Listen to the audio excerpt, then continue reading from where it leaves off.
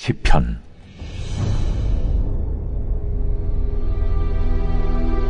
여호와여, 어찌하여 멀리 서시며 어찌하여 환난 때에 숨으시나이까? 악한 자가 교만하여 가련한 자를 심히 압박하오니 그들이 자기가 베푼 꾀에 빠지게 하소서. 악인은 그의 마음의 욕심을 자랑하며 탐욕을 부리는 자는 여호와를 배반하여 멸시하나이다. 악인은 그의 교만한 얼굴로 말하기를 여호와께서 이를 감찰하지 아니하신다 하며 그의 모든 사상에 하나님이 없다 하나이다. 그의 길은 언제든지 견고하고 주의 심판은 높아서 그에게 미치지 못하오니 그는 그의 모든 대적들을 멸시하며 그의 마음에 이르기를 나는 흔들리지 아니하며 대대로 환난을 당하지 아니하리라 하나이다. 그의 입에는 저주와 거짓과 포악이 충만하며 그의 혀 밑에는 잔해와 죄악이 있나이다. 그가 마을 구석진 곳에 앉으며 그 은밀한 곳에서 무죄한 자를 죽이며 그의 눈은 가련한 자를 엿보나이다. 사자가 자기의 굴에 엎드림같이 그가 은밀한 곳에 엎드려 가련한 자를 잡으려고 기다리며 자기 그물을 끌어당겨 가련한 자를 잡나이다. 그가 구풀이 엎드리니 그의 포악으로 말미암아 가련한 자들이 넘어지나이다. 그가 그의 마음에 이르기를 하나님이 잊으셨고 그의 얼굴을 가리셨으니 영원히 보지 아니하시리라 하나이다. 여호와여, 일어나옵소서. 하나님이여, 손을 드옵소서. 가난한 자들을 잊지 마옵소서.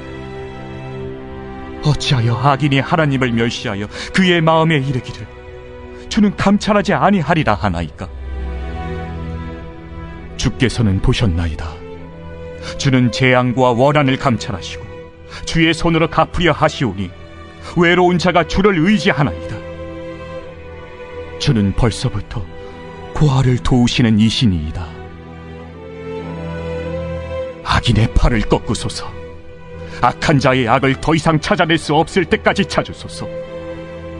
여호와께서는 영원 무궁하도록 왕이시니 이방 나라들이 주의 땅에서 멸망하였나이다. 여호와여, 주는 겸손한 자의 소원을 들으셨사오니 그들의 마음을 준비하시며 귀를 기울여 들으시고 고아와 압제당하는 자를 위하여 심판하사 세상에 속한 자가 다시는 위협하지 못하게 하시리이다.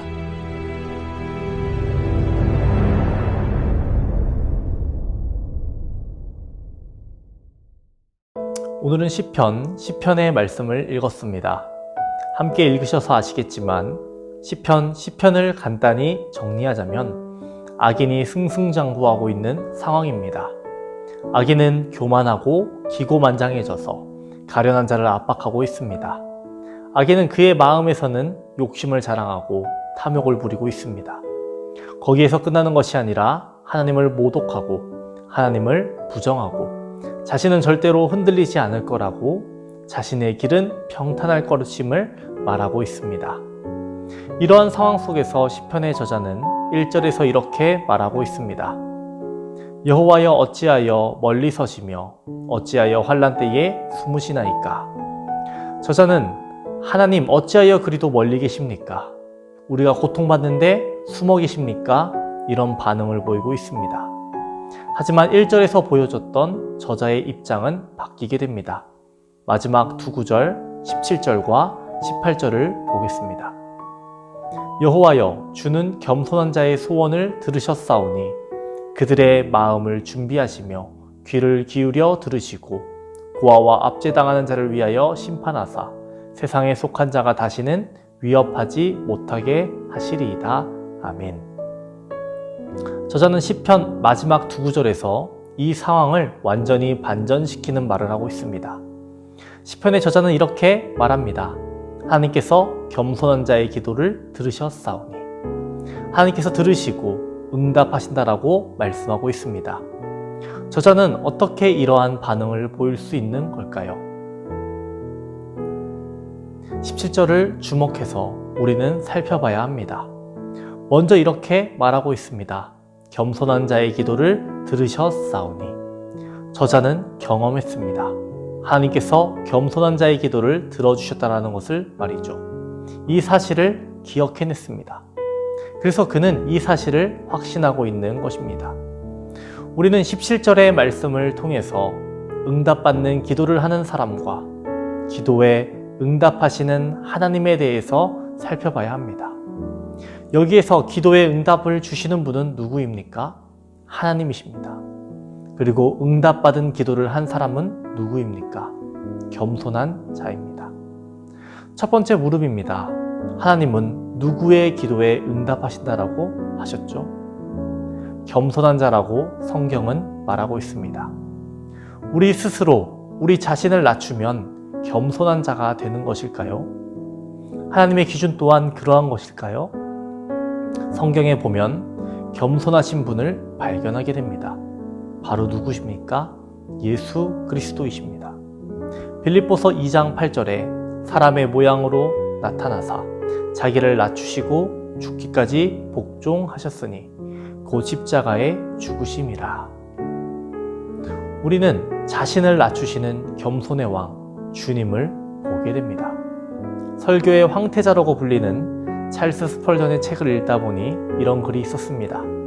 겸손은 복음의 자녀이고 은혜의 무릎에서 자랍니다.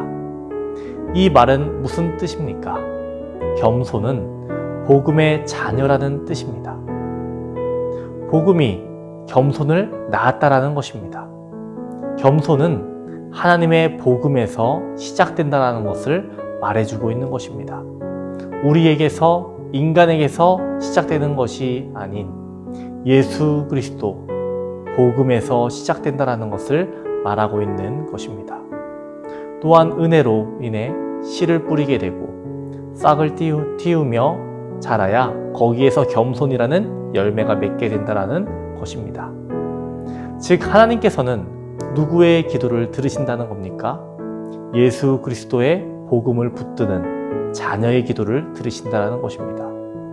하나님의 자녀로, 복음의 자녀로 겸손으로 살아가는 이들의 기도를 들으신다는 것입니다. 그렇기에 그리스도인은 겸손해야 합니다. 저는 설교를 준비하며 낙타 무릎을 가진 사람이라고 불리는 사도 야고보가 생각이 났습니다. 여러분, 낙타 무릎은 사람의 무릎과 어떻게 다르길래 낙타 무릎이라고 하는 걸까요? 낙타 무릎은 사람의 무릎과는 달리 무릎 관절이 툭 튀어나왔다고 합니다. 그리고 낙타는 뜨거운 사막에서 무릎 꿇고 생활하기에 무릎에 굳은 살이 박혀 있습니다. 우리가 작년 산티아고 순례길을 걸었지요. 야고보를 스페인어식 발음으로 하면 티아고가 됩니다. 그리고 성인을 앞에 붙이면 산티아고가 되는 것입니다. 야고보는 그 긴 순례길을 걸었습니다. 그 순례길을 통해서 야고보의 영성이 깊어졌고 그를 겸손의 대명사로 만들어준 것은 아닐까요? 낙타 무릎으로 불린 기도의 사람 야고보처럼 겸손한 자, 기도자가 되기를 소망합니다. 두 번째 무릎입니다. 기도에 응답하시는 분은 누구십니까? 바로 하나님이십니다. 하나님은 어떤 분이십니까? 동일하신 하나님입니다. 신실하신 하나님입니다. 저자는 이렇게 말합니다. 여호와여, 주는 겸손한 자의 소원을 들으셨사오니 그들의 마음을 준비하시며 귀를 기울여 들으시고 이미 과거에 경험했고 또 미래에도 앞으로도 하나님께서 준비시키실 것이고 우리의 기도를 기울여 들으실 거라고 말하는 겁니다. 한 사람이 과거에 이렇게 했다고 해서 미래에도 그럴 것이라고 단정 지을 수 있습니까? 사람은 변하기 마련입니다. 사람은 마음을 바꿀 수도 있습니다. 마음을 바꿔서 착하게 살 수도 있지만 악하게 죄의 길로 갈 수도 있습니다. 그러나 하나님은 동일하신 분이시기에 과거에도 겸손한 자의 기도에 응답하셨다면 미래에도 그렇게 응답하실 거라는 겁니다. 하나님은 이렇게 동일하신 분이라는 겁니다. 하나님은 신실하신 분이라는 겁니다.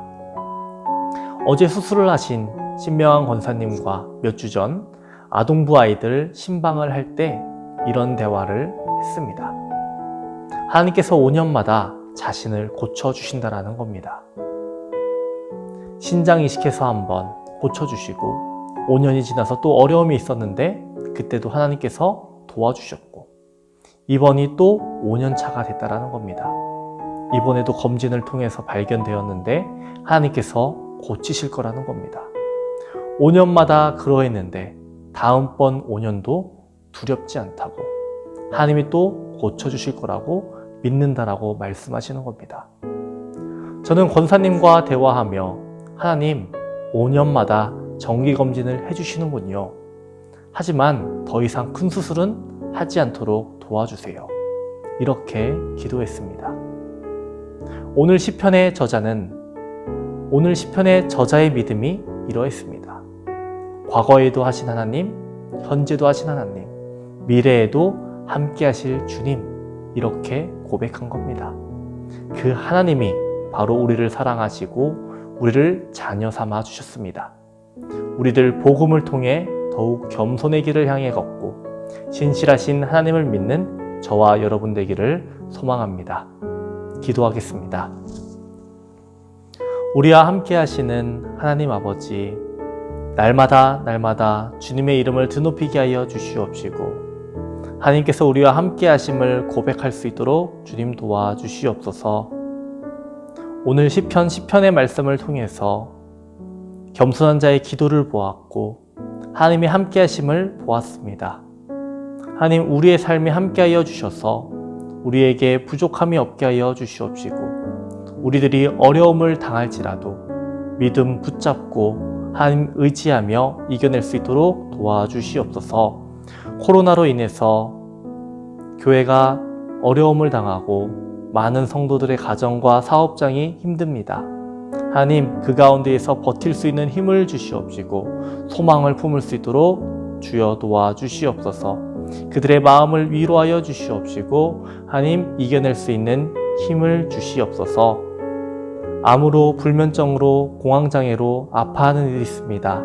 하나님, 그들의 질병을 고쳐 주시옵시고 하나님, 깨끗게 낫게 하여 주시옵소서.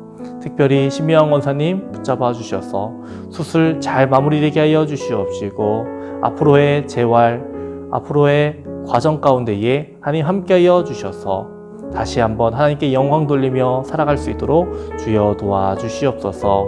오늘 하루도 함께 하실 줄 믿습니다. 감사드리며 예수님의 이름으로 기도합니다. 아멘.